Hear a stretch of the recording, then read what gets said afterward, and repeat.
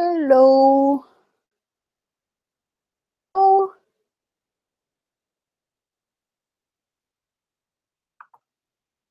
Hello, and I expect that we go live very soon. Hello. Okay. So what about now? Can you please let me know how it is working? So I expect that you can see me and you can hear me right now. And okay. So good evening, everybody. And like you see, I'm wearing a sweater. It is actually pretty cold in Prague today. So I hope that for you it is not that cold winter. And I hope that you have had a good day and we are ready to start. So I see that we are live and we are expecting some interesting guests tonight. So I hope that it will be all positive and useful for us. And like most of all, I hope that the technology will work because this is my biggest problem. So today, oh no, sorry. I need to introduce myself first. I hope everybody knows me. My name is Daria Starozhilova. This is the Smart Language Learning Project, and I teach communication to adults. So we mostly work with speaking and writing skills because my objective is to teach you how to produce, yes, not just how to understand the language, but how to be confident and how to be like confident in your communication, I will say. So today the topic is so much connected to confidence, and I hope like everybody understands that. I mean, I'm not a manners coach, yeah? My objective is not to teach you how to, I don't know, manipulate people and find different things which will help you. So I am talking about confidence, first of all. So why I believe that to be polite is important. First of all, it is like a simple rule. Everybody likes nice people, right? And we are talking about be nice. But the second thing, why I think it is very important, because when you speak English, you obviously don't speak to the people of your nation. Yeah, like it is not the people who speak your native language. So it means that you come into a new culture. You come into this terra incognita, I will say it, like with my Russian accent. And it means that you need to find some kind of space in which you will be confident, in which you will be safe. Okay, I'm really talking about the safe place. Now I want you to understand the difference between formality and politeness, because these are two absolutely different things. So formality, like a formal style, yeah, sometimes it's not necessary, but being polite means being confident and being accepted in any kind of reality. Okay, so I will be talking about communication today. I will be talking about speaking politeness. And my task is not to change who you are, is not to give you something which you will know how to use. You will not know how to use, I'm sorry. I want to give you something which will help you find your comfort zone. That's why today we are talking about language tricks, linguistic tricks. Okay, so because sometimes when we learn a language, we know a lot of information, but we are not sure about functional language, yeah, how to do it.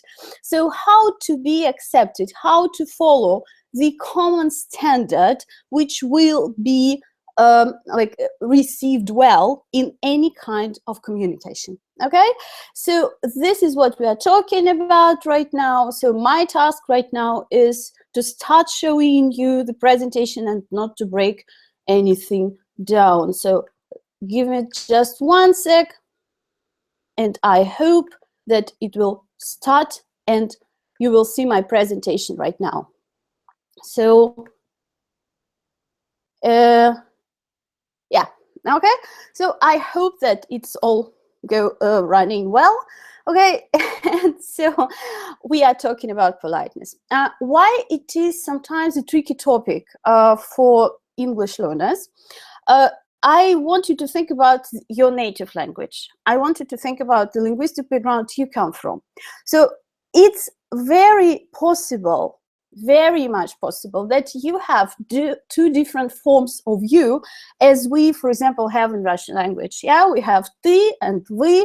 In French, we have tu and vous, and so on and so on. So many languages have these different forms of you. They are grammatically connected to some kind of the structure, okay, which will show the listener, okay, like straight away, if you are being formal, polite, a little bit distant, or if you are friendly and informal. Okay, English doesn't have this difference, and this is where the problem starts. It will be the same, okay, in both levels. So that's why we will need external ways to show, okay, to show the respect which we want to show to some people we don't know well, or maybe we are in some kind of a tricky situation, yeah, maybe we are experiencing some difficulty or something like that.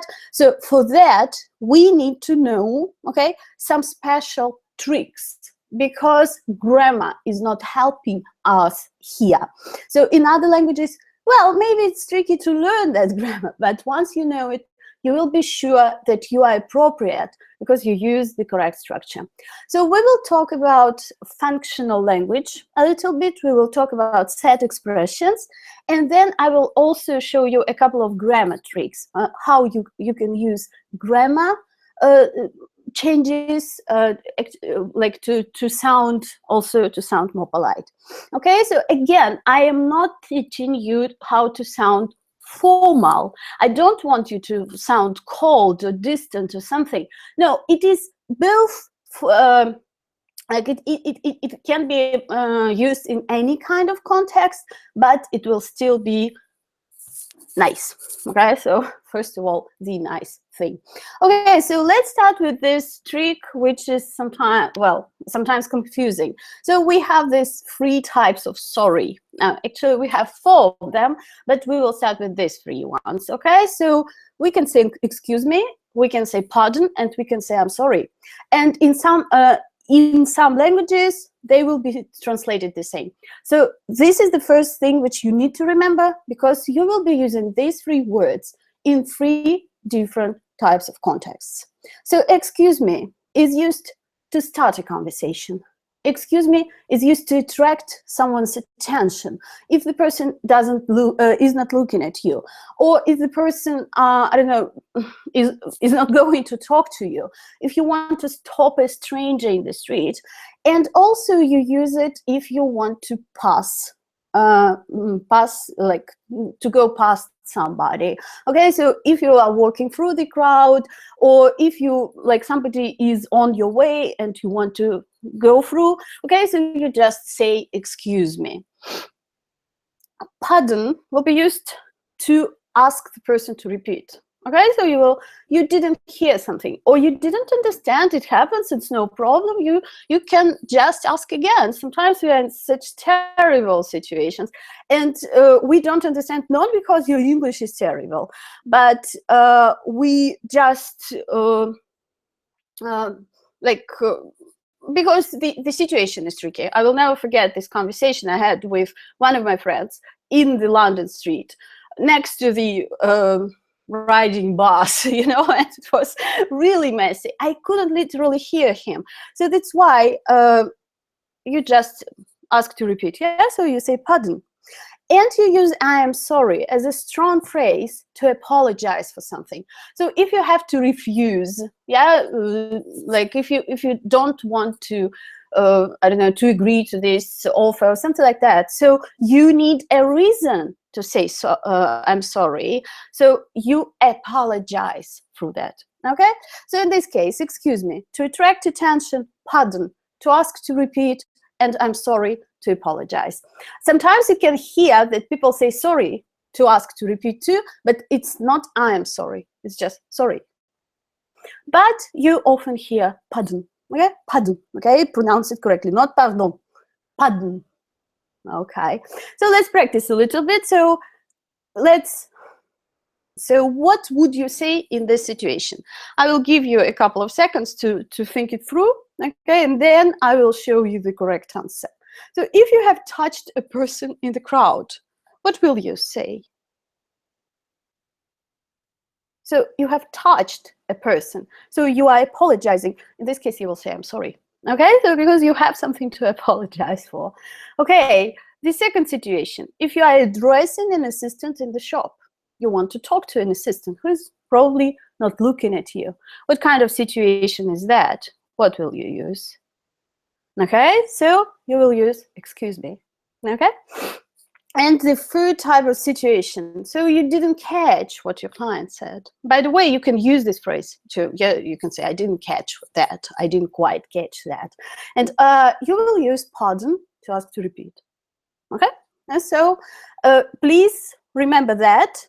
And I have the free online course, no, it's like email course. You can subscribe.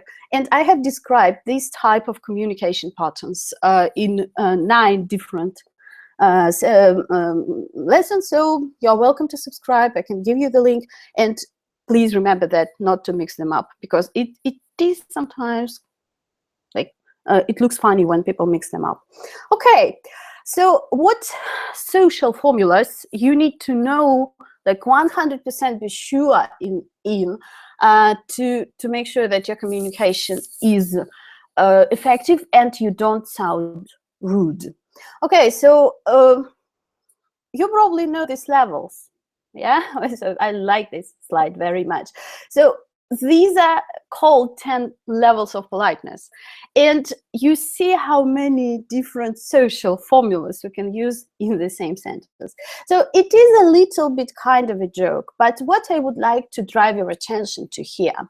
So look at level 3, make dinner please. Okay, so many people think that if they add please to their imperative sentence, this will mean that you are polite. But actually, it doesn't work like that in English. So make dinner, it is an imperative construction, which means command. So you are giving an order to a person. And when you add please, it doesn't change it. It's still a polite, but still a command. Okay, so if we talk about manners which are appropriate for many or for most of the situations, I would say levels 4, 5, 6 will be good. Okay, so can you make dinner? Then so it is a friendly style. You can use it in informal style. Okay, so could you make dinner? So you are becoming a bit more polite. And could you possibly make dinner, for example? Yeah, so it will even make it more, even more polite. So level 7, 8, 9, 10, be careful not to overuse the social formulas, because if you use them too much, and that's why I'm saying that this picture is a kind of a joke. If you look at levels 9 or 10, they're really not working, just because people will think that you are mocking them and that you are disrespectful. So you need to be careful not to overuse it too. So without it, levels 1 to 3, not good. Too many of them, levels 8, 9, 10, for sure. Maybe 7, well, kind of okay. So it will be also not good. Okay. So what social formulas we need to remember? So as I said before, can you or could you? Okay, and as I said before, can is friendly and can be used in informal style. Okay, if you know a person, if you're friends or something like that. Okay, and could you? Okay, could you will be more formal. So could you will be appropriate for formal style. Okay, so you use these structures to ask for help or to ask somebody to do something for you. So if you have a request, if you want other people to do something for you, okay, this is where you use can you and could you. Okay, another structure which is very popular in English and insanely unpopular with English learners, shall I and shall we. Okay, so when you say I will do something for you, okay, so now you're not asking another person to do something, but you offer your help, or you suggest doing something together. That's why we have two phrases. Yes, shall I offer my help. Shall I explain it again? Okay, so shall we talk about it later? So this is the second one, is a suggestion. Okay, so if you learned like at school, if you studied at school many years ago, probably you learned shall as a form for the future use, for defining the future. Now it's just a modal verb, and it is used in two types of contexts. So, and this social formula for offers and suggestions is one of them, and it is actually very popular. Okay, so shall I, shall we? So don't say I will, because it will be too direct. You still want to be polite, and you use it in many situations, to tell the truth. And the third thing which you need to remember here, so soften your messages, in order not to sound too direct. Okay, so you use I'm afraid or I have to at the beginning of the sentences, especially when you are going to say something not very pleasant for the person. Okay, so when you want to refuse an offer, when you want to say no, when you're telling some bad news, so you start with I'm afraid. Okay, so it can be translated into some languages, but still you can't say I am sorry, I have bad news for you, because well, this is not how it is accepted to be used. But you say I'm afraid I have bad news for you.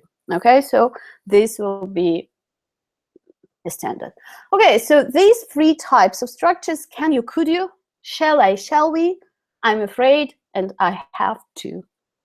Okay, I will give you a link to the cheat sheet at the end of the webinar, and you can download this table for your use, for your future use. Yeah? So if you still need to remember what they mean. Okay, so let's practice a little bit. For example, this phrase, which sounds too direct to me, yeah, I'm afraid. Okay, so I can't do that. Yeah, so how can I make it sound a little bit softer, not to hurt a person who's talking to me? So I will say, I'm afraid I can't do that. So if you say I'm sorry, well, I think it's okay, but it will be like conversational, okay? So not to the standard a little bit. Okay, do that for me, please. So this is an example of request, and I hear it a lot from my students. No, it is not polite enough. It's still a command, as I told you before. So can you do that for me? Okay, so it's an informal situation. I don't want to use could, but still I'm using this question form with the social formula to make sure that it's polite enough. Okay, and I want to help you with the article. Okay, so I am coming into the room and I'm saying, yeah, I will help you. Okay, so to direct to me a little bit again. Okay, so how can I soften it? Shall I? Yeah, I'm offering help. It is offer, an offer. So I will say, shall I help you with the article? And again, a question. So it's recommended to use a question structure instead of the statement if you want to look polite. Okay, so this is one of the recommendations, and this way we are moving like slowly to the grammar tricks, because really there are some special types of grammar changes you can make to your structures to make them more socially acceptable. But what I would like to warn you about, so don't forget that I'm talking right now about the standards of spoken communication. So some of these things will be used in writing too, but it is only conversation. Okay, so if you start mixing tenses, for example, in your statements but not dialogues, it can be confusing for a listener. So I am talking about this dialogue you are having with the people, and you you are in contact. Okay, so in this case, when you are communicating, first of all, you formulate your requests and offers in the form of the question, as I told you before. Now, it's very popular to use past forms or continuous forms for the present. Okay, so to make it sound less direct and more polite. So this is used in written speech too, but again in communication, not in the stories. You can't mix up the tenses in the stories. Okay, so instead of I want to ask you a question, so I want to soften it a little bit, I will say I want it. It means present here, so I still want to do it now, but this is just a more polite formula. Okay, so the same thing you can do with continuous, because continuous will help you sound more emotional if you need this. I mean, if it's a tricky situation or something, we want to sometimes to show our soft side. Okay, so I hope we can talk after lunch. This is a bit direct. I was hoping we can talk after lunch. Yeah, this is totally acceptable. This is very polite, and especially we use it in the letters a lot. So when we want to ask a question, a difficult question, we will say, I was wondering if. Okay, so again, I use this past continuous form to show the politeness of my question. Okay, so another one, I have to go. And so, yeah, I'm just leaving you. Okay, so let's make it a bit softer. I am afraid I have to be going. Okay, so I think you have heard it. I've got to be going. Yeah, so it's time for me to leave. So you are showing that you actually, well, you are so you would like to stay, and this is polite. You wouldn't like to leave, for example, if you interrupt the conversation in the middle. Okay, so let's practice again a little bit. Okay, so think about the structure here. Look at this statement, and how would you change it to make it sound more polite? So I wanted to ask you a question, as I just said to you. Yeah, so I wanted to discuss my offer with you, or something like that. Okay, what time do you want to meet? Okay, so do you want is very direct. So you will replace it with the past simple. What time did you want to meet? So as a set expression, you can also use this phrase, and remember this phrase. When you are offering somebody to meet, you can say you will hear this response. What time were you thinking? So again, yeah, like, I mean, what time did you have in mind? So you use this past to demonstrate the politeness and to demonstrate your respect. Okay, and the second thing, and again, I will warn you a little bit. So using the soft expressions to soften, like to make your statement sound more subjective, I would say. Sometimes they warn you from, so they don't recommend you to use too direct constructions and to use a bit, or maybe I think, maybe a little, maybe quite. So to sound a little bit vague, okay, so not to sound too direct, as we say it, like, be careful, because this way of softening the phrases is prohibited in written speech. So if you are writing a letter, if you are writing an article, an essay, formal writing forbids vague expressions. They don't recommend to use too many adverbs. But for communication, for speaking, it is totally acceptable, and it will actually help you and like the impression you're making. Okay, so instead of he's hard to deal with, we will say he's a bit hard to deal with. So instead of we will stop working together, okay, so I'm finishing it. So you will say, I'm afraid we will have to stop working together. So you see, I'm making it a bit more personal. Okay, so I start with I'm making it more subjective, so this allows me to be polite and not to hurt the feelings of the person who is listening to me, but again, it is forbidden in formal writing. Okay, so there has been a mistake. So you can say it looks like there has been some mistake. Okay, so again, I have made you like a very short list because they are very standard, but of the softening expressions which you can see. So if you download the worksheet, the cheat sheet, so if we have a technical problem, then I will send it to you, so if you were registered for the webinar. So okay, so these are the ways to play with the grammar a little bit, to make sure that your communication is positive, respectful, and that you are actually winning it, because if you are nice, so you will be popular. Okay, so let's have a look at it. So it's too expensive. Yeah, you're refusing the offer of your potential supplier, for example. So you can say, I'm afraid it's a bit too expensive for me. So again, pay attention how I'm making it a bit subjective. So be careful if you are making a statement, if you are making a presentation, don't use that, because it will ruin your authority as an expert.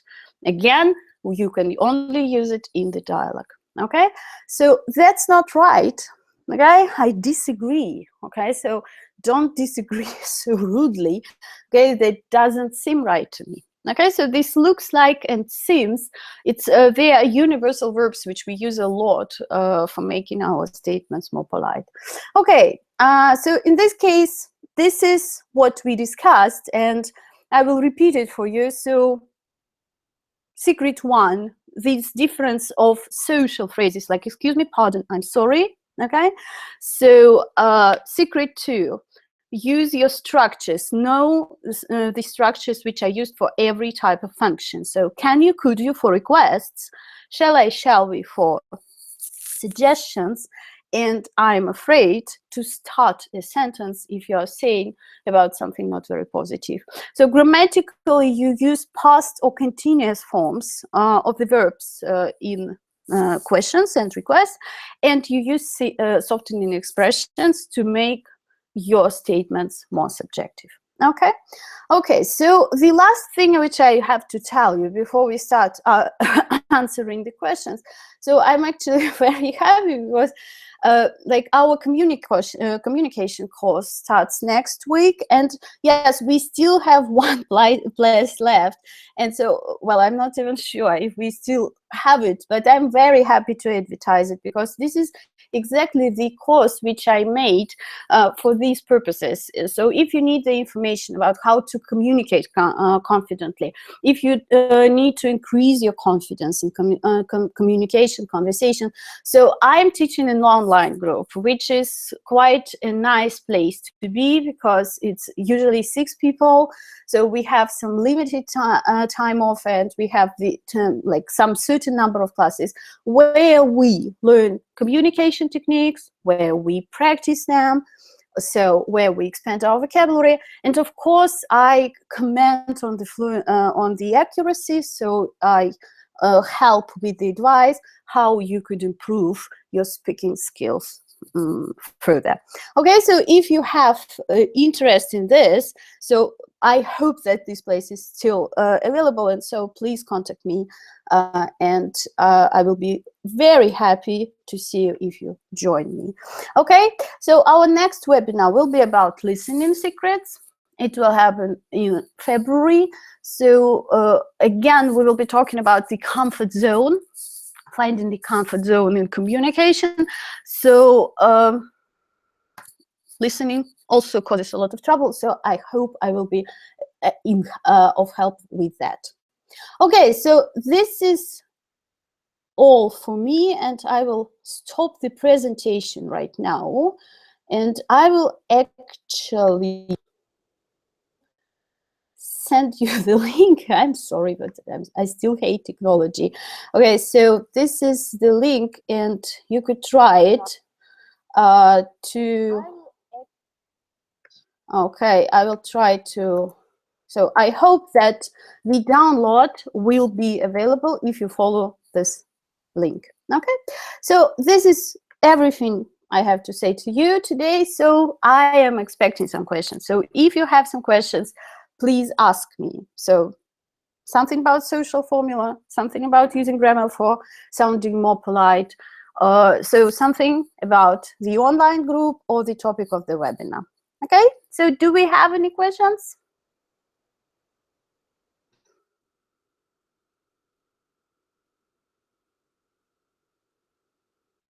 So, yeah.